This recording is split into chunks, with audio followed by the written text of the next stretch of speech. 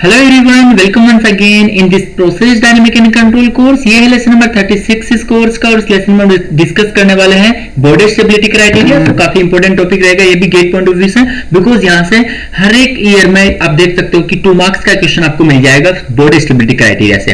तो इसके लिए जो एसेंशियल रिक्वायरमेंट है हमें, वो हम ऑलरेडी डिस्कस कर चुके हैं प्रीवियस लेसन में। स्टेबिलिटी फ्रीक्वेंसी रेस्पॉन्स जो हमने डिस्कस किया था उसमें हमने पढ़ा था amplitude ratio and phase shift. तो यहाँ पर हम यूज करेंगे हर एक ट्रांसफर फंक्शन के लिए हम सबसे पहले फेज शिफ्ट लिखेंगे और उसका एम्पलीट्यूड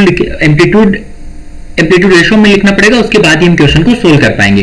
देखिए बॉर्डर स्टेबिलिटी क्राइटेरिया यहाँ पर राउथ क्राइटेरिया से डिफरेंट क्यों होता है? बिकॉज जो राउथ क्राइटेरिया, राउथ एरिया जो फॉर्म हम करते थे उसकी हेल्प से हम सिर्फ सिस्टम के लिए ये चेक कर सकते हैं कि सिस्टम हमारा स्टेबल है या सिस्टम अनस्टेबल है ना। लेकिन बॉर्डर स्टेबिलिटी क्राइटेरिया की हेल्प से हम एग्जैक्टली जो रेंज है स्टेबिलिटी की, वो रेंज हम फाइंड कर सकते हैं। उसके लिए हम नेक्स्ट वाले लेसन में डिस्कस करेंगे।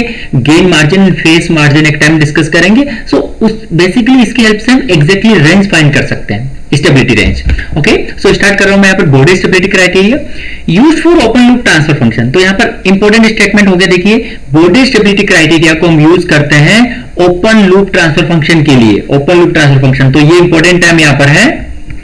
ओके, मींस जब भी बॉर्डर स्टेबिलिटी क्राइटेरिया अप्लाई करेंगे तो हमें सिर्फ और सिर्फ ओपन लूप ट्रांसफर फंक्शन लिखना है। राउथ क्राइटेरिया जो था वो हम क्लोज लूप ट्रांसफर फंक्शन के लिए लिखते थे, यूज करते थे। उसके बाद देखिए नेक्स्ट पॉइंट मैंने लिखा है, a control system is unstable. A control system is unstable if the open loop frequency response exhibit an AR where AR is stand for amplitude ratio. Okay, so if the open loop frequency response exhibits an AR amplitude ratio exceeding unity means amplitude ratio is greater than 1 at the frequency which the phase lag is 180. Face leg होगा means phi होता है phase shift. अगर face leg बोला तो minus sign के साथ में यहाँ पर 180 आएगा। मींस हम किसी सिस्टम के लिए, किसी ओपन लूप सिस्टम के लिए अगर हम फ्रीक्वेंसी कैलकुलेट करें उस फंक्शन के लिए, उस सिस्टम के लिए अगर हम फ्रीक्वेंसी कैलकुलेट करें at phi equal to minus 180, तो उस पर अगर हमें एम्पलीट्यूड रेशियो ग्रेटर देन 1 मिलता है तो उस सिस्टम को हम बोलेंगे unstable. This frequency is called the crossover frequency. और जहां पर हमें फाई इक्वल टू माइनस 180 पे जो फ्रीक्वेंसी हमें मिलेगी उसे हम WCO से डिनोट करेंगे और वो होगी crossover frequency. Crossover frequency. So the rule is called the border stability criteria और इस रूल को हम कहते हैं border stability criteria। अगर ग्रेटर देन 1 नहीं है एम्पलीट्यूड रेशियो, या तो इक्वल टू 1 है या फिर लेस देन 1 है, उस केस में हम बोलेंगे कि हमारा सिस्टम स्टेबल सिस्टम होगा। ओके, तो अब देखिए यहाँ पर फ्रीक्वेंसी का टाइप मैंने लिखा है क्रॉसओवर फ्रीक्वेंसी टर्म हम यहाँ पर यूज करेंगे। जो प्रीवियस जो लेसन था उसमें हम डिस्कस कर रहे थे टर्म कॉर्नर फ्रीक्वेंसी। नाउ यहां पर हम डिस्कस करेंगे क्रॉसओवर फ्रीक्वेंसी। सो क्रॉसओवर फ्रीक्वेंसी को देखिए WCO से हम डिनोट करते हैं, या फिर आप इसको ओमेगा CO से आप लिख सकते हो। The 2 types of crossover frequency, first is the phase crossover frequency. Phase crossover frequency का मतलब समझिए, देखिए the value of frequency W at which phi is equal to minus 180। Means हम क्या करते हैं, सबसे पहले हम जो पर्टिकुलर सिस्टम हमारा है उसके लिए g open loop transfer function लिखते हैं। तो उस ओपन लूप ट्रांसफर फंक्शन जो हमें मिलता है उसके लिए फिर हम टोटल फेज शिफ्ट लिखते हैं, फेज शिफ्ट फाई हम लिखते हैं। तो उस फाई के लिए एक इक्वेशन हमें मिलेगी यहाँ पर, पर्टिकुलर कुछ भी राइट हैंड साइड में हो सकता है। फिर इस फाई के प्लेस में हम पुट कर देते हैं माइनस 180, तो वहां से हमें एक क्रॉसओवर फ्रीक्वेंसी मिलेगा। उस फ्रीक्वेंसी को बोलते हैं फेज क्रॉसओवर फ्रीक्वेंसी। वो मैंने यहाँ पर लिखा है the total phase shift phi equal to minus 180। Total phase shift क्या होगा, phi equal to phi 1 plus phi 2 plus phi 3। So जो सिस्टम हमारा है वो कॉम्बिनेशन से बन सकता है डिफरेंट सिस्टम के। तो उस केस में हम ओवरऑल फेज शिफ्ट कैलकुलेट करने के लिए इंडिविजुअल जो ट्रांसफर फंक्शन हमारे पास में रहेंगे उनका जो फेज शिफ्ट आएगा उसको हम ऐड करेंगे तो हमें ओवरऑल फेज शिफ्ट मिलेगा, टोटल फेज शिफ्ट। सिमिलरली देखिए गेन क्रॉसओवर फ्रीक्वेंसी क्या होता है। गेन क्रॉसओवर फ्रीक्वेंसी हम कैलकुलेट करते हैं the value of frequency at which the amplitude ratio become equal to 1। यहां पर हम क्या करते हैं, पहले G open loop transfer function लिखते हैं, देन उस G open loop transfer function के लिए हम लिखते हैं एम्पलीट्यूड रेशियो, और उस एम्पलीट्यूड रेशियो को इक्वल टू 1 हम पुट कर देते हैं। The value of crossover frequency, और इसमें जो W की जो वैल्यू रहती है वहां से हमें ओमेगा क्रॉसओवर जो ओमेगा फ्रीक्वेंसी मिलती है, और उस फ्रीक्वेंसी को हम बोलते हैं गेन क्रॉसओवर फ्रीक्वेंसी। जब टोटल एम्पलीट्यूड रेशियो को हमने क्या पुट कर दिया, एम्पलीट्यूड रेशियो इक्वल टू 1, और सिस्टम के लिए अगर हम टोटल एम्पलीट्यूड रेशियो लिखेंगे तो कैसे लिखेंगे, overall amplitude ratio equal to individual amplitude ratio को हम मल्टीप्लाई करेंगे तो हमें मिल जाएगा ओवरऑल एम्पलीट्यूड रेशियो। ओके, तो ये होगी यहां पर बेसिक बात। नाउ नेक्स्ट देखिए, note if crossover frequency does not exist, crossover frequency, तो यहां पर मैंने बाय डिफॉल्ट देखिए फर्स्ट पे लिखा है फेस क्रॉसओवर फ्रीक्वेंसी, जो हम टर्म यूज कर रहे हैं, तो मैं इसको अगर फेस वर्ड यूज नहीं कर रहा हूं, क्रॉसओवर फ्रीक्वेंसी वर्ड यूज कर रहा हूं, तो उसका मीनिंग भी यही है कि मैं फेस क्रॉसओवर फ्रीक्वेंसी की बात कर रहा हूं, बिकॉज बाय डिफॉल्ट अगर फेस क्रॉसओवर फ्रीक्वेंसी हम यूज कर रहे हैं तो उसका मीनिंग फेस क्रॉसओवर फ्रीक्वेंसी है। So if crossover frequency does not exist for a system then the system will be stable. Means अगर किसी सिस्टम के लिए हमने जी ओपन लूप लिखा और उसके लिए फिर हमने फाई इक्वल टू -180 पे कैलकुलेट करना चाहा क्रॉसओवर फ्रीक्वेंसी, अगर क्रॉसओवर फ्रीक्वेंसी एग्जिस्ट नहीं करती है देन उस केस में हम बोलेंगे कि हमारा जो सिस्टम है वो स्टेबल है, डेफिनेटली वो स्टेबल रहेगा। लेकिन बट इफ इट एग्जिस्ट, अगर एग्जिस्ट करती है crossover frequency then the system may और मे नॉट बी स्टेबल। हमारा सिस्टम स्टेबल हो भी सकता है और नहीं भी हो सकता है, उसके लिए हम यूज करेंगे Bode stability criteria. Okay guys, so देखिए यहां पर हम आगे इसको कुछ एग्जांपल की हेल्प से मैं आपको समझाता हूं। एग्जांपल मैंने पहला एग्जांपल लिया, देखिए फर्स्ट एग्जांपल हमने ले लिया first order system. First order system यहां पर ब्रैकेट में मैं लिख देता हूं in absence of dead time. ये क्यों मैंने लिखा है इसकी बात हम आगे करेंगे। देखिए in absence of dead time, तो फर्स्ट ऑर्डर सिस्टम के लिए मैं जी ओपन लूप ट्रांसफर फंक्शन लिख सकता हूं, जी ऑफ एस इक्वल टू होगा kp upon tau p into S plus 1। अगर इसके लिए फेज शिफ्ट लिखना चाहें हम, तो हमें पता है फर्स्ट ऑर्डर सिस्टम के लिए फेज शिफ्ट हो जाएगा आपका tan inverse tau p into omega, ये हो जाएगा phi equal to tan inverse minus tau p into omega होगा। ये अगर हम क्या बोलते हैं, अगर हम लिखते हैं कि पीडी कंट्रोलर के लिए लिखते हैं तो उस केस में हम यहाँ हमें जो फेज शिफ्ट मिलता है वो tan inverse of tau d into w मिलता है, तो यहाँ पर माइनस का साइन आएगा। ओके, तो ये मैंने जस्ट एक एग्जांपल ले लिया, मैंने ट्रांसफर फंक्शन लिख लिया फर्स्ट ऑर्डर सिस्टम का। अब मैं देख रहा हूं यहाँ पर देखिए इस फेज शिफ्ट की रेंज हमने कैलकुलेट की थी। ये बेसिकली बॉडी जो हमने बॉडी प्लॉट ड्रॉ करने के लिए लास्ट लेसन में डिस्कस किया था बॉडी प्लॉट डिफरेंट सिस्टम के लिए, तो वहां पर फर्स्ट ऑर्डर सिस्टम के लिए हमने जो सेकंड बॉडी प्लॉट के लिए जो फाई की रेंज आ रही थी वो रेंज हमें मिल रही थी phi is equal to minus belong to minus pi by 2 to 0। मतलब जो हमारे फेज शिफ्ट की जो रेंज रहेगी वो रहेगी माइनस पाई बाई 2 टू 0। तो इसमें देखिए there is no crossover frequency, तो system is always stable. Means अब क्रॉसओवर फ्रीक्वेंसी कहां पे हमें मिलती है, जहां पर फाई इक्वल टू -180 हो, लेकिन हमारे तो फाई की रेंज ही नहीं है, यहाँ पर -180 एग्जिस्ट ही नहीं करेगा, माइनस पाई बाई 2 मतलब -90 टू 0 ही हमारे पास में रेंज है, तो ये बेसिकली एग्जिस्ट ही नहीं करता हमारे फर्स्ट ऑर्डर सिस्टम के लिए। सो हम लिख सकते हैं there is no crossover frequency,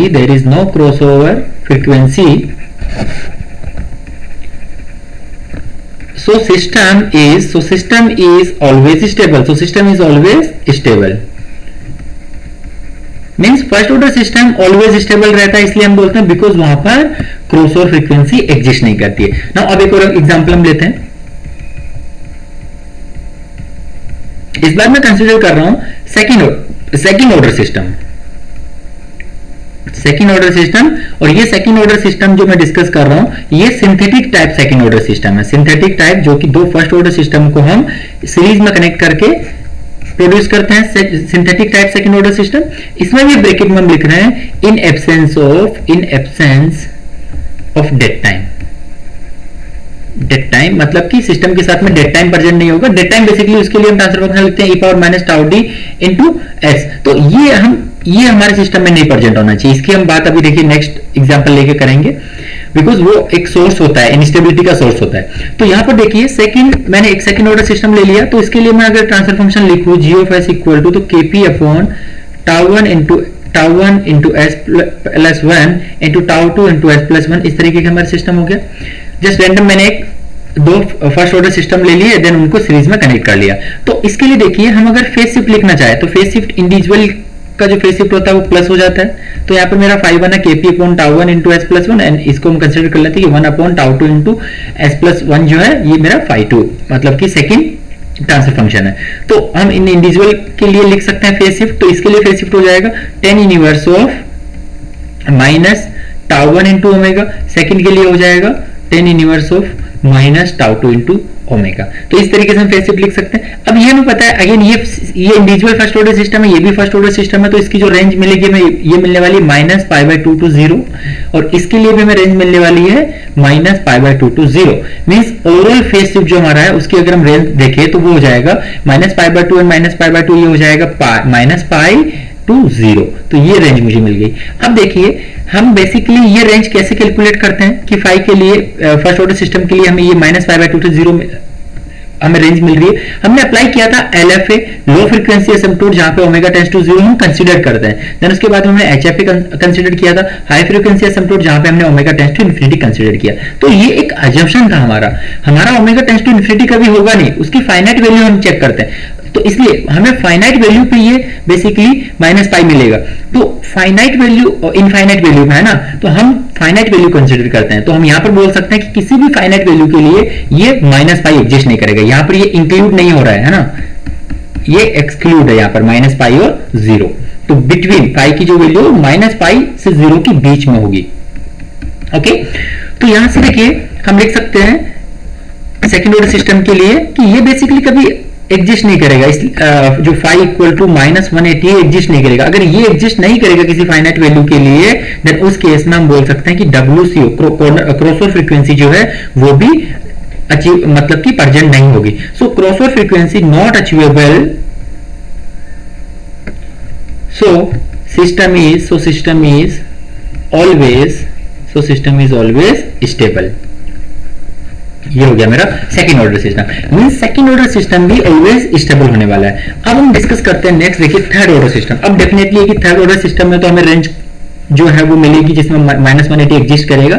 so similarly यहां पर मैंने थर्ड एग्जांपल लिख लिया। थर्ड ऑर्डर सिस्टम के लिए एग्जांपल यहां पर है, थर्ड ऑर्डर सिस्टम हम कंसीडर कर रहे हैं। सो थर्ड ऑर्डर सिस्टम के लिए मैंने random open loop transfer function लिख लिया, g of s equal to kf into kp into km। कुछ भी प्रोसेस गेन कंसीडर कर लिया डिफरेंट प्रोसेस के लिए। तो ये हो गया मेरा tau 1 into S plus 1, then second tau 2 into S plus 1 and third tau 3 into S plus 1। तो यहां से देखिए अगर हम इस सिस्टम के लिए अगर फेज शिफ्ट लिखे, इस सिस्टम के लिए अगर फेज शिफ्ट लिखे तो फेज शिफ्ट क्या होगा, बेसिकली एड हो जाएगा इंडिविजुअल फंक्शन का फेज शिफ्ट। तो यहाँ पर 3 फंक्शन है मेरे पास में, ये भी फर्स्ट ऑर्डर, ये भी फर्स्ट ऑर्डर, ये भी फर्स्ट ऑर्डर। रैंडम आप कुछ भी कंसीडर कर लीजिए, फाइनल कंट्रोल एलिमेंट है, एक यहाँ पर कंट्रोलर के लिए है, एक यहाँ पर प्रोसेस के लिए, एक यहाँ पर मेजरिंग एलिमेंट के लिए। तो ओवरऑल मेरा फेज शिफ्ट हो जाएगा। और फर्स्ट ऑर्डर सिस्टम के लिए फेज शिफ्ट लिखते हैं हम 10 inverse of minus tau into omega. तो यहाँ पर टाउ 1 है, टाउ 2 है, टाउ 3 है। तो उस तरीके से हम लिख सकते हैं 10 inverse of minus tau 1 into omega. फिर उसके बाद में सेकंड के लिए लिखेंगे 10 inverse of minus tau 2 into omega. Similarly third के लिए हम लिखेंगे 10 inverse of minus tau 3 into omega. Clear है? तो ये हो गया मेरा फेज। अब अगर ये इस फर्स्ट ऑर्डर सिस्टम इसकी रेंज मुझे पता है कि माइनस पाई बाय 2 से 0 मिलने वाली है, देन इसके लिए भी रेंज माइनस पाई बाय 2 से 0 मिलने वाली है, देन इस केस में भी हमें माइनस पाई बाय 2 से 0 रेंज मिलने वाली है। तो ओवरऑल रेंज में लिख सकता हूं minus pi by 2 minus pi by 2 minus pi by 2 को अगर ऐड करूंगा तो ये हो जाएगा माइनस 3 पाई बाय 2 टू 0। इसको हम लिख सकते हैं, ये हो गया माइनस 270 टू 0। फाई के लिए हमें रेंज यहां पर मिल गई। तो अब हमें पता है कि किसी फाइनाइट वैल्यू के लिए, okay, for some finite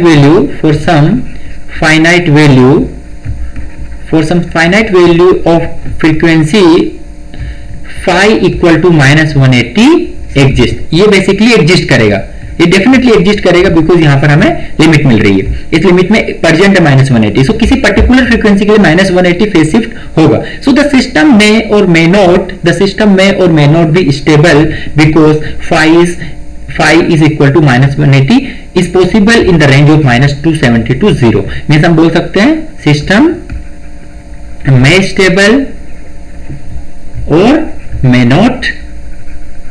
not be stable. System हमारा स्टेबल हो भी सकता है, सिस्टम स्टेबल नहीं भी हो सकता, वो हम कंडीशन आगे चेक करेंगे ना। अब नेक्स्ट देखिए फोर्थ एग्जांपल यहां पे मैं कंसीडर कर रहा हूं, आप इसको नंबरिंग दे सकते हो। फर्स्ट ऑर्डर सिस्टम डिस्कस किया, फिर सेकंड ऑर्डर सिस्टम, फिर थर्ड ऑर्डर सिस्टम। अभी तक हमने एब्सेंस कंसीडर किया डेड टाइम का ना। अब फोर्थ सिस्टम में कंसीडर कर रहा हूं first order plus dead time process. First order के साथ में हमने कंसीडर कर लिया डेड टाइम प्रोसेस कनेक्टेड है। ओके, तो अब देखिए यहाँ पर जी ओपन लूप हो गया मेरा Kp upon tau P into S plus one, ये हो गया मेरा फर्स्ट ऑर्डर प्रोसेस के लिए transfer function, multiply by E power minus tau D into S, ये हो गया मेरा डेड टाइम के लिए। तो अब अगर मैं इस सिस्टम के लिए फेज शिफ्ट लिखूं तो phase shift, individual phase shift जो है उसको हम ऐड कर देंगे यहाँ पर, तो ओवरऑल फेज शिफ्ट मिल जाएगा। So overall phase shift equal to φ1 plus φ2।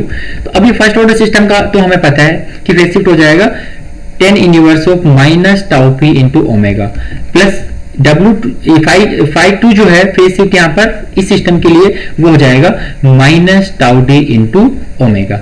ये मेरा ओवरऑल फेज शिफ्ट मुझे मिल गया।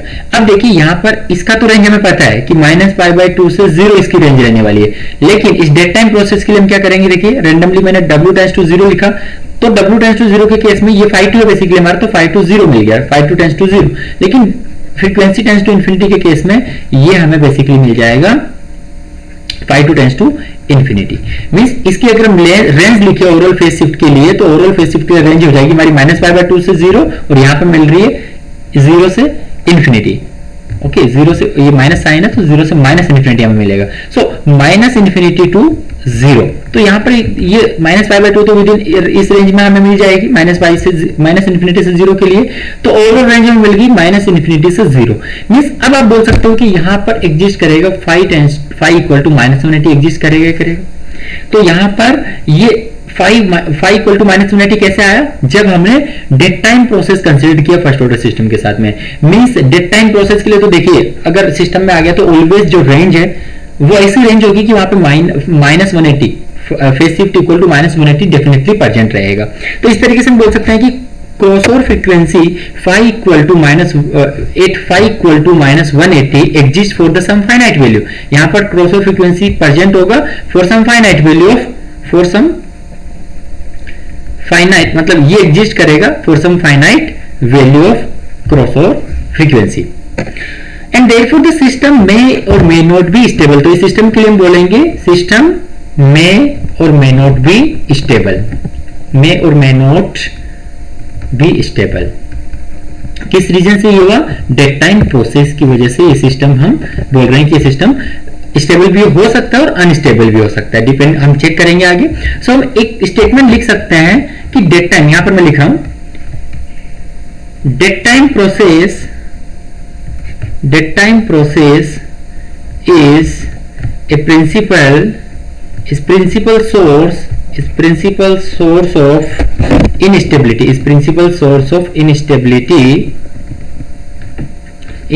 या फिर अनस्टेबिलिटी आप बोल सकते हो। ओके, सो इनस्टेबिलिटी का सोर्स होता है डेड टाइम, या बिकॉज ये जो रेंज है उसको हमेशा ये इस तरीके से बना देगा कि उसमें -180 प्रेजेंट होगा, तो इसलिए हम बोल रहे हैं कि ये एक तरीके का सोर्स है इनस्टेबिलिटी का ना। अब नेक्स्ट देखिए, हमने यहां पर अभी डिफाइन नहीं किया कि ये सिस्टम हमारा अनस्टेबल हो गया, ये तो सिस्टम डिपेंड करेगा मे और मे नॉट बी स्टेबल, लेकिन बिकॉज रेंज इतनी है कि डेफिनेटली किसी फाइनाइट वैल्यू के लिए -180% रहेगा, तो डेफिनेटली फिर वो सिस्टम अनस्टेबल हो जाएगा। अब नेक्स्ट देखिए, बॉडी स्टेबिलिटी क्राइटेरिया अब हम डिस्कस कर रहे हैं। We will only use the open loop, फिर से मैंने के लिए यहां पर लिख दिया we will only use the open loop transfer function using the body stability criteria। First part देखिए यहाँ पर क्रॉसओवर फ्रीक्वेंसी एग्जिस्ट करेगा फॉर सिस्टम मे और may not be stable. Crossover frequency का मतलब क्या, अगर क्रॉसओवर फ्रीक्वेंसी किसी सिस्टम के लिए एग्जिस्ट करता है तो हम यही बोल रहे हैं अभी तक कि हमारा सिस्टम स्टेबल हो भी सकता है और नहीं भी हो सकता है। लेकिन क्रॉसओवर फ्रीक्वेंसी अगर एग्जिस्ट नहीं करती है तो डेफिनेटली हम बोलेंगे कि हमारा सिस्टम है वो स्टेबल है। ये जनरल बात यहां पर होगी। तो अब हम यहां पर वन बाय वन डिस्कस करेंगे। देखिए यहां पर मैं लिख रहा हूं when body stability criteria is applicable। जैसे राउट मेथड के लिए लिमिटेशन होती है, वैसे ही यहां पर बॉडी स्टेबिलिटी क्राइटेरिया के लिए लिमिटेशन होती है। तो यहां पर हम देख रहे हैं इस अप्रोच को कि हम ये किस कंडीशन में यूज करते हैं। तो पहला पॉइंट मैं यहां पर लिख रहा हूं the amplitude ratio and phi is the phase shift, amplitude ratio and phi phase shift should decrease continuously with frequency। मतलब जो amplitude ratio and phase shift जो है वो कंटिन्यूअसली डिक्रीज होना चाहिए विद फ्रीक्वेंसी। जैसे जैसे फ्रीक्वेंसी इंक्रीज करेगा तो amplitude ratio and phase shift decrease होना चाहिए। मैं आपके सामने यहाँ पर कुछ ड्रॉ कर देता हूं डायग्राम, देखिए। सो मेरा एम्पलीट्यूड रेशियो वर्सेस मैं यहाँ पर ड्रॉ कर रहा हूं ओमेगा इंटू टाउ, तो इस तरीके का मेरा कुछ कर्व है, तो यहाँ पर मैं अप्लाई कर सकता हूं बॉडी स्टेबिलिटी क्राइटेरिया, ये बॉडी स्टेबिलिटी क्राइटेरिया। लेकिन मेरा कर्व कुछ इस तरीके से अगर प्रेजेंट है, एम्पलीट्यूड रेशियो वर्सेस कुछ इस तरीके से मेरा कर्व प्रेजेंट है, तो उस केस में मैं इसको अप्लाई नहीं कर पाऊंगा, नॉट एप्लीकेबल होगा मेरा बॉडी स्टेबिलिटी क्राइटेरिया। इसका रीजन में देखिए आपको अभी देता हूं, this is not applicable. Okay ना, अब देखिए मैं यहां पर ड्रॉ कर रहा हूं सेकंड फेज शिफ्ट के साथ में, phase shift equal two phase shift versus omega into tau. तो यहां पर देखिए कुछ इस तरीके का कर्व होगा, और ये जो कर्व होगा बेसिकली ये -180, यहां पर फाई इक्वल टू -180 पे हम कैलकुलेट कर रहे हैं। उसके रिस्पेक्टिव हम देख सकते हैं यहां पर कोई फ्रीक्वेंसी एग्जिस्ट करेगी, क्लियर, यहां पर कोई फ्रीक्वेंसी एग्जिस्ट करेगी, इसके रिस्पेक्टिव -180 हो गया, इसके रिस्पेक्टिवली जो फ्रीक्वेंसी एग्जिस्ट करेगी वो यहां पर होगी, और उसके रिस्पेक्टिवली कुछ एम्पलीट्यूड रेशियो एग्जिस्ट करेगा।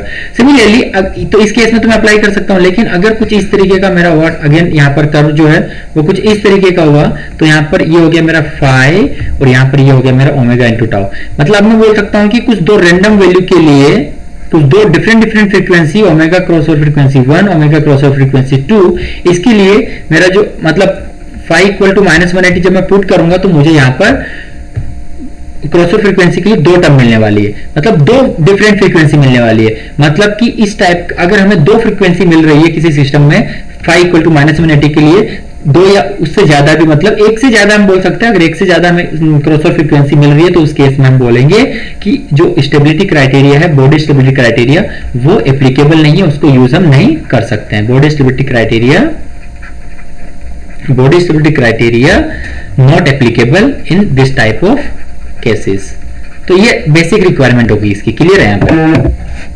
तो यहाँ पर मैंने लिखा है, देखिए, what is the Bode stability criteria, already हम डिस्कस कर चुके लास्ट स्लाइड में। A system is said to be stable, a system is said, okay sorry, हमने डिस्कस किया लास्ट लेसन में, ये क्राइटेरिया कैसे एप्लीकेबल होता है, मतलब इसकी बेसिक कंडीशन क्या। तो ये जो फर्स्ट पॉइंट लिखा था ये इसकी बेसिक कंडीशन है ना। अब नेक्स्ट हम डिस्कस कर रहे हैं कि what is the Bode stability criteria. तो मैंने यहां पर लिखा है, a system is said to be stable, a system is said to be stable if the value of amplitude ratio, if the value of the amplitude ratio is less than 1 at crossover frequency, at crossover frequency को WCOS में लिख रहा हूं, means अगर amplitude ratio less than 1 हुआ crossover frequency पे, तो उस केस में मैं बोलूंगा कि मेरा सिस्टम है वो स्टेबल है। तो यहां पर देखिए मैं ड्रॉ कर सकता हूं इस सिस्टम को, तो यहां पर मैंने ड्रॉ किया, देखिए ये ओमेगा इंटू टाउ है, देन ये फाई हो गया। मैं दोनों बॉडी प्लॉट एक साथ ही ड्रॉ कर रहा हूं, दोनों बॉडी प्लॉट में एक ही साथ यहां पे ड्रॉ कर रहा हूं। देखिए तो यहां पर मैंने देखा कि किसी पर्टिकुलर सिस्टम के लिए कुछ इस तरीके से मेरा सेकंड बॉडी प्लॉट मिल रहा है। मींस मैं फाई इक्वल टू -180 अगर पुट करूं, यहां पर फाई इक्वल टू -180 पुट करूं, तो उसके रिस्पेक्टिवली मेरा एक फ्रीक्वेंसी होगा जिसे मैं बोलूंगा क्रॉसओवर फ्रीक्वेंसी। अब मेरा देखिए यहां पर कुछ डिफरेंट कर्व प्रेजेंट है इस तरीके से, तो इसको मैंने नंबरिंग 1 किया, इसको नंबरिंग 2 किया, इसको नंबरिंग 3 किया है। तो इसके रिस्पेक्टिवली देखिए, इसके रिस्पेक्टिवली जहां पर ये इंटरसेक्ट करेगा वहां पर मुझे पर्टिकुलर एक एम्पलीट्यूड रेशियो मिलने वाला है। तो एम्पलीट्यूड रेशियो 1 हो गया, देन यहां पर एम्पलीट्यूड रेशियो इंक्रीज हो गया, एम्पलीट्यूड रेशियो 2, देन इसके बाद में एम्पलीट्यूड रेशियो 3 हो गया, क्लियर है ये। तो पर्टिकुलरली मैं बोल रहा हूं कि ये एम्पलीट्यूड रेशियो जो 1 है ये लेस देन 1 है, देन सेकंड है वो इक्वल टू 1 है, एंड थर्ड जो है वो एक ग्रेटर देन 1 है। मतलब मैंने कंसीडर कर लिया कि एम्पलीट्यूड रेशियो जो पहला मुझे मिल रहा है वो लेस देन 1 है, second amplitude ratio is equal to 1 है, and third amplitude ratio is greater than 1 है। तो इन दो कंडीशन में हमारा सिस्टम वो स्टेबल रहता है, इसमें परफेक्ट स्टेबल रहता है, और इस केस में हमारा बेसिकली हम बोलेंगे यहां पर कि क्रिटिकली स्टेबल रहेगा। उसके बाद में इसके लिए रहेगा अनस्टेबल, अनस्टेबल, स्टेबल। ये हो गया यहाँ पर सिंपल बॉडी स्टेबिलिटी क्राइटेरिया। अब नेक्स्ट देखिए स्टेप की हम किस तरीके से कैलकुलेट करने वाले हैं। जो हम बात कर रहे हैं बॉडी स्टेबिलिटी क्राइटेरिया की, हम इसके कुछ प्रॉपर स्टेप है जिनको हम फॉलो करेंगे, उसके बेस पे ही हम अल्टीमेटली एम्पलीट्यूड रेशियो कैलकुलेट कर सकते हैं। बिकॉज हम एम्पलीट्यूड रेशियो के बेस पर ही कमेंट कर रहे हैं कि एम्पलीट्यूड रेशियो अगर लेस देन यूनिटी रहा तो हम बोलेंगे हमारा सिस्टम स्टेबल है, अगर इक्वल टू 1 रहा तो हम बोलेंगे हमारा सिस्टम मार्जिनली स्टेबल रहेगा या फिर क्रिटिकली स्टेबल जो हम बोलेंगे। देन उसके बाद में amplitude ratio is greater than 1 अगर रहेगा तो उस केस में हम बोलेंगे हमारा सिस्टम अनस्टेबल है।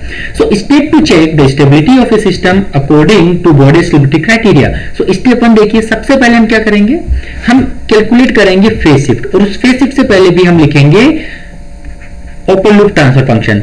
सो calculate the total phase shift for open loop transfer function. तो अगर आपको ट्रांसफर फंक्शन गिवन नहीं है उस केस में आपको अगर ब्लॉक डायग्राम गिवन है तो वहां से भी आप ओपन लूप ट्रांसफर फंक्शन लिख सकते हो। क्लियर है ये चीज? तो फेज शिफ्ट कैलकुलेट करने के लिए हम क्या करते हैं, सबसे पहले हम जी ओपन लूप लिखते हैं, तो उस जी ओपन लूप के बेस पर हम उसका फेज शिफ्ट लिखते हैं, टोटल ओवरऑल फेज शिफ्ट। तो ओवरऑल फेज शिफ्ट इंडिविजुअल अगर वो कॉम्बिनेशन से बना है डिफरेंट प्रोसेस के, तो उस केस में हम इंडिविजुअल जो फेज शिफ्ट है उसको हम ऐड कर दें तो हमें ओवरऑल फेज शिफ्ट यहां पे मिल जाता है। Step 2 calculate the crossover frequency. Step 2 यहां पर है calculate the crossover frequency WCO put phi equal to -180। तो अब कैसे हम क्रॉसओवर फ्रीक्वेंसी कैलकुलेट करेंगे, हम जो फेज शिफ्ट यहां पर कैलकुलेट करेंगे इक्वेशन 1, उस इक्वेशन 1 में हम पुट कर देंगे phi equal to -180 in equation 2, put phi equal to -180 degree in equation 1, और वहां से हमें एक फ्रीक्वेंसी मिलेगी, उस फ्रीक्वेंसी को हम बोलेंगे crossover frequency. Crossover frequency phase crossover frequency. Face हम बोल रहे हैं कि by default face word use हो जाएगा, क्रॉसओवर फ्रीक्वेंसी अगर मैं यूज कर रहा हूं तो। नाउ स्टेप 3 देखिए, calculate the total amplitude ratio. तो उसके बाद में मेरा टारगेट होता है एम्पलीट्यूड रेशियो कैलकुलेट करना। तो एम्पलीट्यूड रेशियो डिफरेंट सिस्टम के लिए जो कॉम्बिनेशन से बना है उसके लिए ओवरऑल एम्पलीट्यूड रेशियो लिखेंगे तो वो इंडिविजुअल एम्पलीट्यूड रेशियो का मल्टीप्लीकेशन होगा। ओके, और यहां पर राइट हैंड साइड में हमें कुछ फंक्शन मिलेगा प्रोसेस के लिए, तो वहां पर हम ये जो क्रॉसओवर फ्रीक्वेंसी आएगा WCO, इस क्रॉसओवर फ्रीक्वेंसी को सब्स्टिट्यूट कर देंगे तो अल्टीमेटली हमें वहां से मिल जाएगा एम्पलीट्यूड रेशियो। एम्पलीट्यूड रेशियो पे फिर हम कमेंट कर सकते हैं कि अगर वो लेस देन 1 है, देखिए यहां पे मैंने वो लिखा है step 4 amplitude ratio is the function of frequency. So amplitude ratio omega at crossover frequency equal to f of crossover frequency.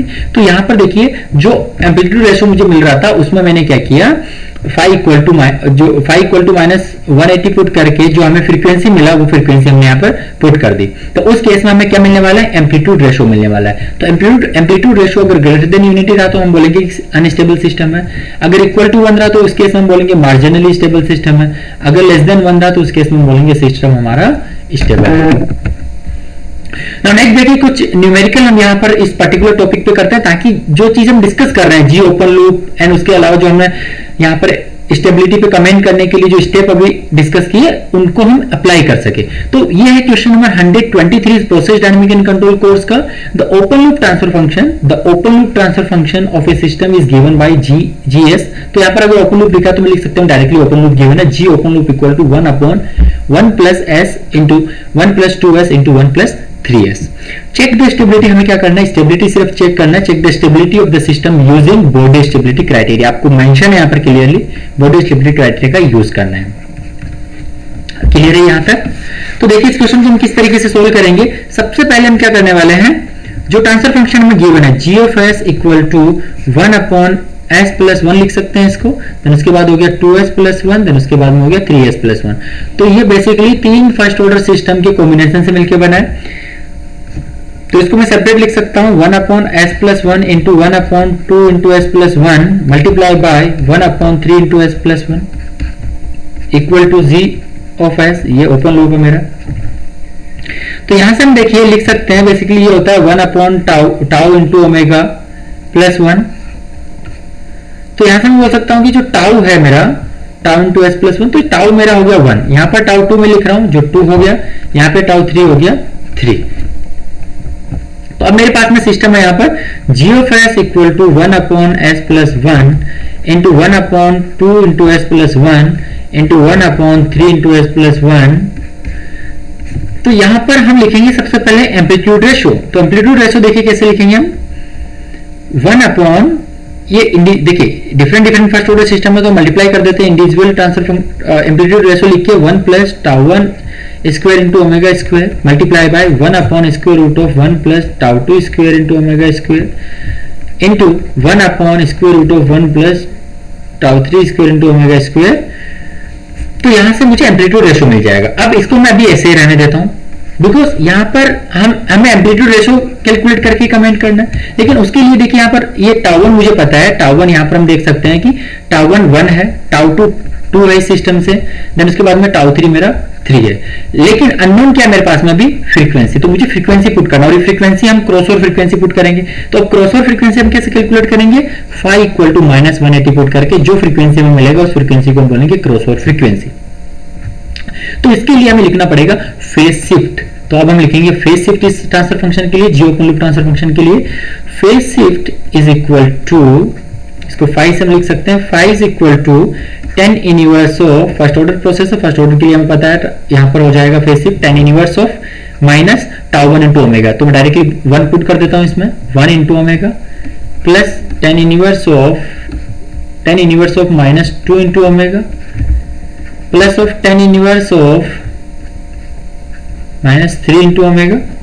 तो यहां से देखिए अभी यहां पर लेफ्ट हैंड साइड में हम पुट करेंगे -180 बिकॉज जो भी फ्रीक्वेंसी यहां पर देखिए फ्रीक्वेंसी है क्रॉस ओवर फ्रीक्वेंसी में कन्वर्ट हो जाएगा। अब इसको हम रिप्लेस कर सकते हैं क्रॉस ओवर फ्रीक्वेंसी से। तो अब यहां पर थोड़ा सा ट्रिग्नोमेट्री हमें यूज करना पड़ेगा। देखिए tan inverse a plus tan inverse b plus tan inverse c हमारे पास में गिवन है। तो मुझे पता है कि tan inverse a plus tan inverse b is equal to tan inverse of a plus b upon 1 minus a b होता है। ये हम ट्रिग्नोमेट्री रूल यूज करेंगे। तो पहले मैं इन दो पे यूज कर रहा हूं। तो मुझे यहां से देखिए क्या मिलेगा, यहां से मुझे मिल जाएगा tan inverse of minus omega into A हो गया यहां पर minus omega minus of 2 into omega minus of 2 into omega upon 1 minus 2 into omega square. Then यहां पर ये वाली टर्म अभी ऐसे की ऐसे ही रहेगी tan inverse of minus 3 into omega. अब इसको थोड़ा सा रिजोल्व करते हैं, again tan inverse a plus tan inverse b हम इसको बना देंगे। तो यहां से मुझे मिल गया -180 equal to tan inverse of 3 into omega upon 1 minus 2 into omega square plus tan inverse of -3 into omega. तो यहां पर अप्लाई करने के बाद में अल्टीमेटली मुझे मिलता है 180 tan inverse of -3 into omega just जो हमारे पास में था, ये इन दोनों के लिए हम अप्लाई कर रहे हैं यहाँ पर tan inverse a plus tan inverse b। तो ये हो जाएगा -3 omega upon 1 minus 2 into omega square minus of 3 omega upon 1 minus 3 omega 1 minus 2 into omega square into minus of 3 omega, ये मुझे मिल जाएगा। तो यहां से हम देखिए ये 10 इधर जाएगा तो 10 माइनस 180 क्या होता है 0। तो 0 इक्वल टू मुझे मिल जाएगा यहाँ पर, इसको सोल्व करने पे ये वाले पार्ट को सोल्व करने पे ये हमें मिल रहा था -3 into omega into 2 minus 2 into omega square upon 1 minus 11 omega square. तो यहां से ये मिल गया मुझे 2 minus 2 into omega equal to 0 means omega square equal to 1। So omega cross over frequency यहां पर हो गया 1। ओके, अब रेडियन पर टाइम हो गया पर क्रॉस ओवर फ्रीक्वेंसी। अब हमें कैलकुलेट क्या करना है, स्टेबिलिटी। तो स्टेबिलिटी पे हम कमेंट कैसे करेंगे, amplitude ratio at cross over frequency equal to हो जाएगा 1 upon 1 plus tau 1 square into omega square into 1 upon इसके root of 1 plus tau 2 square into omega square into 1 upon इसके root of 1 plus tau 3 square into omega square. ये मुझे मिल गया। तो यहां पर मैं पुट कर रहा हूं टाउ 1 टाउ 2 टाउ 3 तो इक्वेशन में हमें पता था 1 2 ट्रांसफर फंक्शन जो गिवन था उससे फर्स्ट ऑर्डर सिस्टम का टाइम कांस्टेंट है। तो ये पुट करने के बाद में हमें एम्पलीट्यूड रेशियो कैलकुलेट करना है। तो एम्पलीट्यूड रेशियो जहां पर हम देख रहे हैं omega at omega cross over frequency where cross over frequency is equal to 1। तो यहां पर हम यूज करेंगे तो ये मिल जाएगा 1 upon square root of 1 plus 1 into 1 square into 1 upon square root of 1 plus 2 into 1 whole square into 1 upon square root of 1 plus 3 into 1 whole square, यहां से हम सोल्व करेंगे तो हमें ये मिलेगा square root of 2 into square root of 5 into square root of 10, तो ultimately मुझे मिल जाएगा 1/10, 1/10 इज द 0.1। तो amplitude ratio at omega equal to omega cross over frequency is 0.1। तो 0.1 है तो मैं बोल सकता हूं कि amplitude ratio at omega cross over frequency is less than 1। so the system is stable, so the system is stable। तो इस तरीके से हम कमेंट कर सकते हैं, because amplitude ratio at cross over frequency less than 1 मिल रहा है, इसलिए मैं लिख रहा हूं कि मेरा जो सिस्टम है वो स्टेबल रहेगा। नाउ नेक्स्ट देखिए क्वेश्चन नंबर 124 इस कोर्स का, the transfer function of a system is given by gs equal to 5 upon 2 into s plus 1 power 4। check stability of the system by Bode criteria। तो system के लिए transfer function given है, यहाँ पे stability criteria हमें calculate करना है। तो कैसे इस क्वेश्चन को हम स्टार्ट करेंगे, देखिए हम कंसीडर कर रहे हैं कि open loop transfer function given है, क्लियर है। तो इसके लिए हम लिख सकते हैं सबसे पहले फेज शिफ्ट। आप एम्पलीट्यूड रेशियो लिखोगे पहले, तो अल्टीमेटली उससे पहले तो आपको क्रॉस ओवर फ्रीक्वेंसी कैलकुलेट करना पड़ेगा, इसलिए एम्पलीट्यूड रेशियो लास्ट में लिखना चाहिए, पहले हम फेज शिफ्ट लिखेंगे। तो फेज शिफ्ट हो जाएगा यहाँ पर, देखिए इस सिस्टम को अगर मैं लिखूं पहले तो ये g of s equal to हो गया 5 upon 2 into S plus 1 multiply by 1 upon 2 into S plus 1 multiply by 1 upon 2 into S plus 1 multiply by 1 upon 2 into S plus 1। ये हो गए। तो इसके लिए फेज शिफ्ट हो जाएगा 5 is equal to 5 1 plus 5 2 plus 5 3 plus 5 4। तो यहां पर ये देखिए फेज शिफ्ट हमें लिखना है, तो ये फर्स्ट ऑर्डर सिस्टम है सारे, तो फर्स्ट ऑर्डर सिस्टम के लिए मुझे पता है, फर्स्ट ऑर्डर सिस्टम के लिए फेज शिफ्ट होता है 5 is equal to 10 inverse of minus tau into omega, clear है। तो यहां पर मेरे पास में सिस्टम है, यहां पर 4 सिस्टम है, 5 is equal to 5 1 plus 5 2 plus 5 3 plus 5 4। तो यहां से मुझे मिल गया 5 is equal to 10 inverse of minus 2 into omega plus 10 inverse of minus 2 into omega plus 10 inverse of minus 2 into omega plus 10 inverse of minus 2 into omega।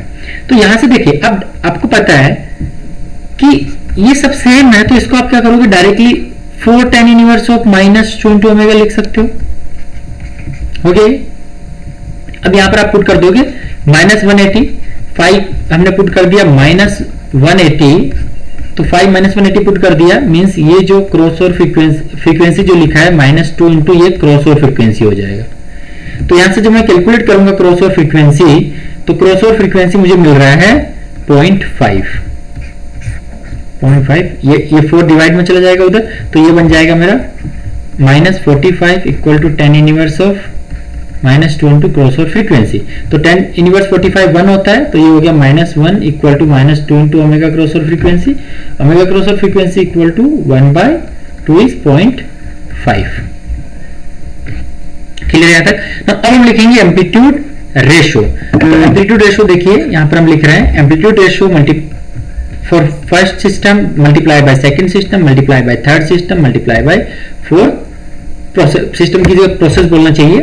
तो अब देखिए हमारे पास में ट्रांसफर फंक्शन है g of s open loop के लिए equal to 5 upon 2 into S plus 1 power 4।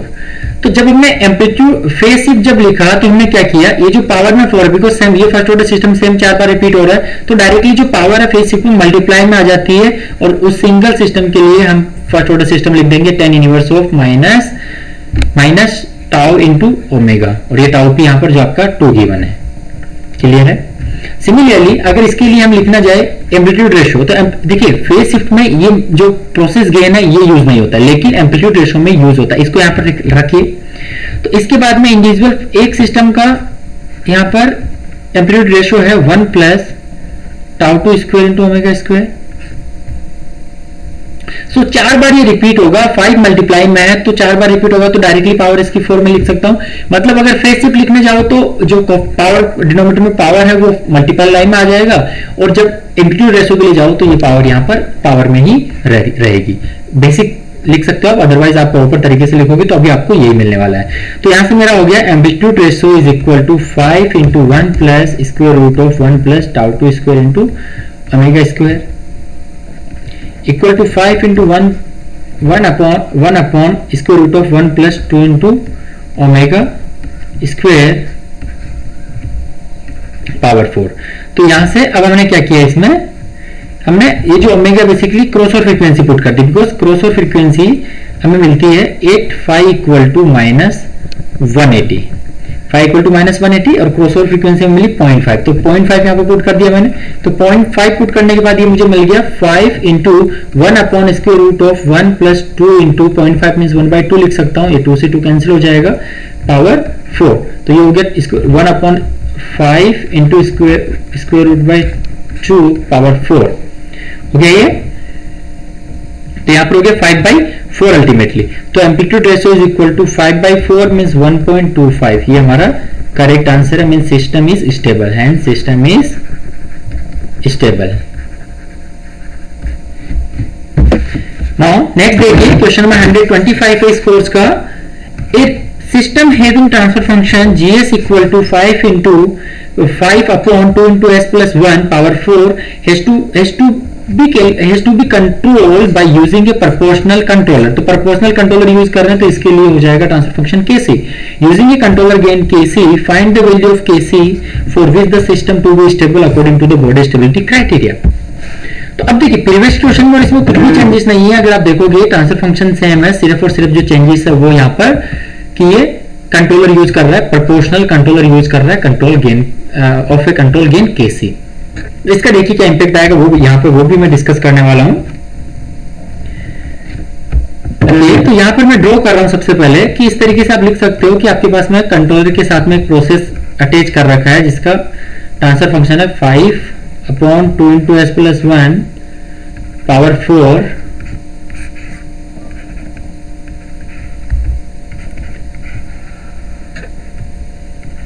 ये हो गया यहाँ पर।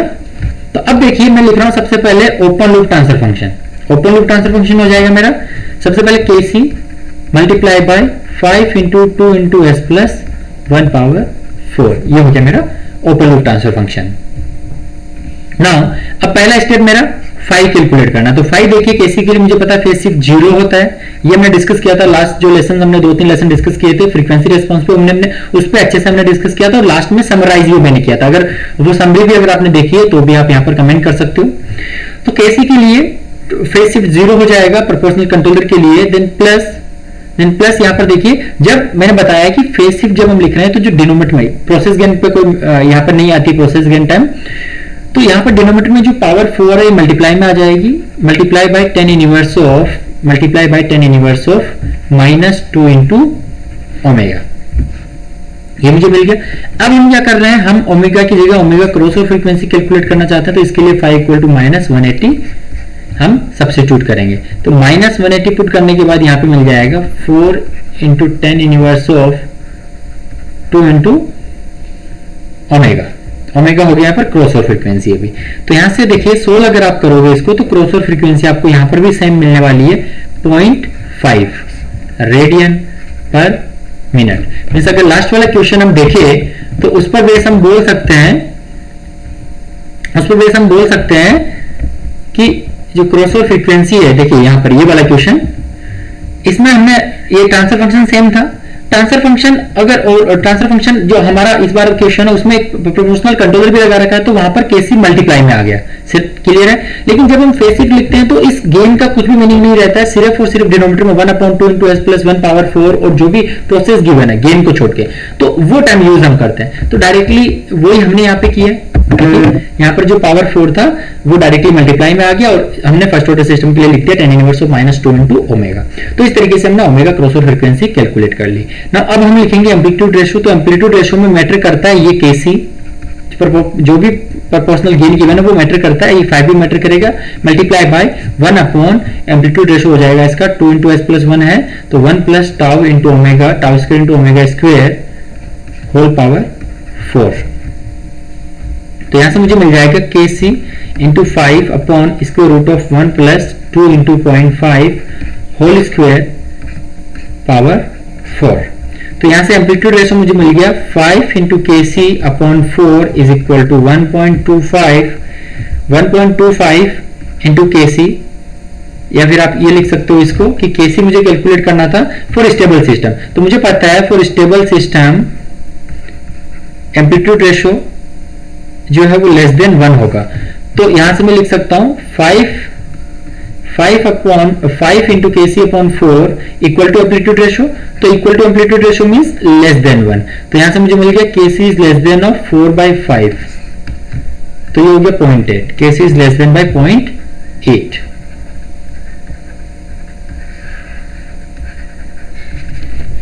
तो ये लास्ट क्वेश्चन में हमने देखा कि फ्रीक्वेंसी से ये जो फ्रीक्वेंसी है क्रॉस ओवर फ्रीक्वेंसी ये चेंज नहीं हुई, बिकॉज सिर्फ यहां पर गेन चेंज हुआ था, ट्रांसफर फंक्शन सेम था, और जो एम्पलीट्यूड रेशियो है वो सिर्फ केसी से मल्टीप्लाई हो गया, बिकॉज यहां पर मैटर करता है गेन भी क्या है, गेन यहां पर न्यूमरेटर में आता है। हो गया ये क्वेश्चन क्लियर? नो, अब नेक्स्ट देखिए question number 126। Question number 126 is process dynamic and control course का एक process Here's the third order transfer function time constant in minute gp। अभी देखिए प्रोसेस के लिए ओवरऑल ट्रांसफर फंक्शन हमें गिवन नहीं है, प्रोसेस के लिए गिवन है gp इंटू gp, प्रोसेस के लिए ट्रांसफर फंक्शन गिवन है 2/0.5 into s plus 1 whole cube. Then उसके बाद में gv गिवन है, gv हो गया फाइनल कंट्रोल एलिमेंट के लिए ट्रांसफर फंक्शन गिवन है 0.1, मेजरिंग एलिमेंट के लिए गिवन है 10। For a p controller evaluate the stability of the closed loop control system using the Bode stability criteria and 3 values of kc equal to 1, kc equal to 4 and kc equal to 20। तो यहां पर हमें check करना है stability. For A P controller evaluate the stability of a closed loop control system using the Bode stability criteria। यहां पर closed loop लिखा है, उसका कोई इंपैक्ट नहीं पड़ेगा, हमें अल्टीमेटली कैलकुलेट करना Bode stability criteria। तो उसके लिए जो ट्रांसफर फंक्शन ओवरऑल हम लिखेंगे वो सिर्फ ओपन लूप के लिए लिखेंगे। क्लियर है ये चीज? तो यहां पर हम देखिए इस क्वेश्चन को सोल्व करते हैं। तो सबसे पहले मैं यहीं पे लिख देता हूं जी ओपन लूप, यहां पर मैं लिख रहा हूं transfer function open loop transfer function G open loop हो जाएगा। यहां पर केसी सबसे पहले देखिए प्रोपोर्शनल कंट्रोलर यूज कर रहा है, तो कुछ इस तरीके का इसका ब्लॉक डायग्राम भी अगर आप बना सकते हो, आपको अगर थोड़ा सा डाउट हो रहा हो तो। उसके बाद में आप यहां पर देखिए प्रोसेस अप्लाई कर, फाइनल कंट्रोल एलिमेंट अप्लाई कर दीजिए, उसके बाद में आप यहां पर प्रोसेस अप्लाई कर दीजिए, उसके बाद में आप यहां पर मेल्टिंग एलिमेंट अप्लाई कर दीजिए। ओके, तो यहां पर मुझे ये मिल जाएगा, देखिए कि यहां पर रेड हो जाएगा, यहां पर नहीं। सो केसी इंटू 0.1 यहां पर फाइनल कंट्रोल एलिमेंट का ट्रांसफर फंक्शन है, मल्टीप्लाई बाय 10 मेजरिंग एलिमेंट का है, जीएम यहां पर ये रहेगा। देन उसके बाद में मल्टीप्लाई बाय प्रोसेस के लिए ट्रांसफर फंक्शन जो गिवन है ये हो जाएगा 2/0.5 into S plus 1 whole cube. तो ये हो गया G open loop transfer function. तो मैं यहां से फिर से लिख सकता हूं इस G open loop transfer function को kc into 0.1 into 10 into 2/0.5 into S plus 1 whole cube. तो यहां से मेरा ये कैंसिल हो जाएगा, तो यहां से मुझे मिल जाएगा 2 into kc upon 0.5 into S plus 1 whole cube. तो अब हम क्या करेंगे, इसके लिए फेस शिफ्ट लिख सकते हैं। तो फेस शिफ्ट लिखने के लिए देखिए हम 1/0.5 into S plus 1 power cube देखेंगे सिर्फ।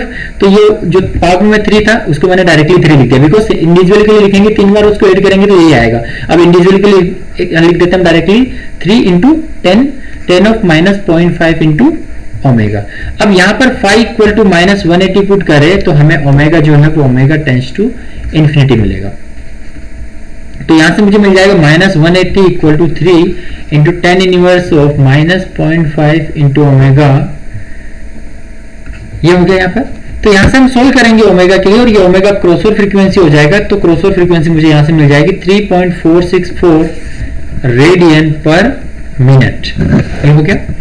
तो अब फेस शिफ्ट हमने कैलकुलेट कर लिया। अब नेक्स्ट टारगेट हमारा यहाँ पर एम्पलीट्यूड रेशियो कैलकुलेट करना। तो एम्पलीट्यूड रेशियो में देखिए ये मैटर करता है, डिनोमिनेटर में जो आपका प्रोसेस गेन होता है 2 into K C multiply by 1 upon square root of 1 plus 0.5 into omega crossover frequency इस होल स्क्वायर। देन इसकी जो पावर है डिनोमिनेटर में वो ओवरऑल पावर हम 3 लिख देंगे, बिकॉज यहां पर देखिए पावर 3 है। मल्टीप्लाई करके लिखोगे तो भी अल्टीमेटली आएगा, मैंने डायरेक्टली पावर 3 यहां पर यूज कर लिया। तो ये मुझे मिल गया 2 K C upon square root of 1 plus 0.5 into crossover frequency हम पुट कर सकते हैं ये वाली 3.464 होल स्क्वायर पावर 3, ये हो गया। सो यहां से मुझे मिल गया amplitude ratio at crossover frequency is equal to, इसको जब हम सोल्व करेंगे तो यहां पर मुझे मिल जाएगा 0.25 मल्टीप्लाई बाई केसी। तो अब हमें चेक करना, देखिए अगर स्टेबिलिटी के लिए मैं चेक करूं, ओके, सो केसी यहां पर मुझे पता है स्टेबल सिस्टम के लिए केसी लेस देन 1 रहेगा, तो यहां से मुझे मिल गया KC is less than by 4, 1 divide by 0.25 हो गया, KC is less than by 4।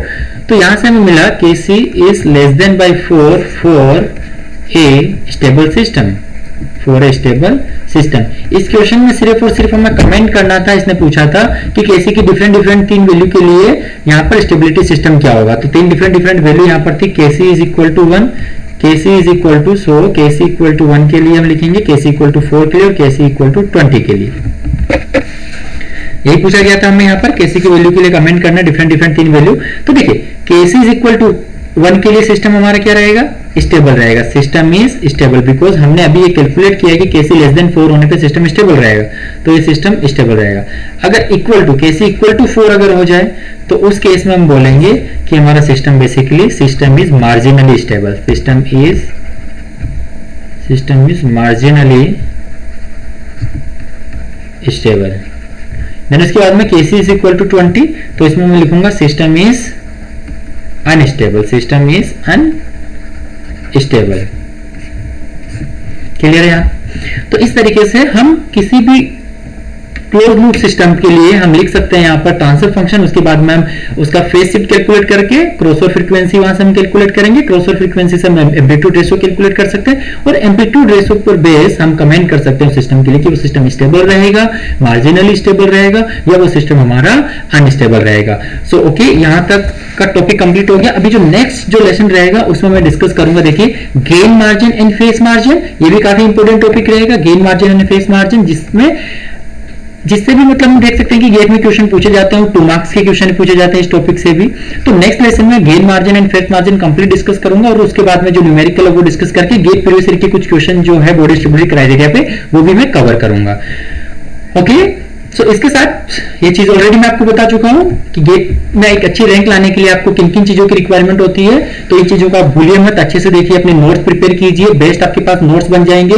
Guidance के लिए आप मेरे से किसी भी टाइम पे आप गाइडेंस ले सकते हो। देखिए इसके लिए आप एक काम कर सकते हो, मेरी जो वेबसाइट अपनी बनाई है www.camgateacademy.com, इसमें एक फॉर्म का ऑप्शन है, क्लियर है? तो इसमें जो फॉर्म का ऑप्शन है वहां पर जाके आप अपना क्वेरी लिख सकते हो। आपको कुछ प्रॉब्लम हो रही है प्रिपरेशन में किसी भी रिगार्डिंग, आपको लगता है कि आपको मेरे से कांटेक्ट करना चाहिए, तो वहां पर आप कांटेक्ट कर सकते हो। और जो कैमगेट एकेडमी मेरा यूट्यूब चैनल है उसमें आपको ये फ्री वीडियो मिलते रहेंगे। बहुत ही जल्दी मैं इस कोर्स को कंप्लीट कर दूंगा, देन उसके बाद में हम एक नया सब्जेक्ट स्टार्ट करेंगे। आप ये भी मुझे बता सकते हो वहां पर कि आपको कौन सा सब्जेक्ट अभी पढ़ना है नेक्स्ट। ओके, अपना जिस सब्जेक्ट में आपको ज्यादा प्रॉब्लम आ रही है तो वो सब्जेक्ट आप मुझे बता सकते हो, तो हम वो सब्जेक्ट यहाँ पर स्टार्ट कर लेंगे, जिसके लिए मैक्सिमम वोटिंग रहेगी वही सब्जेक्ट हम नेक्स्ट स्टार्ट करेंगे।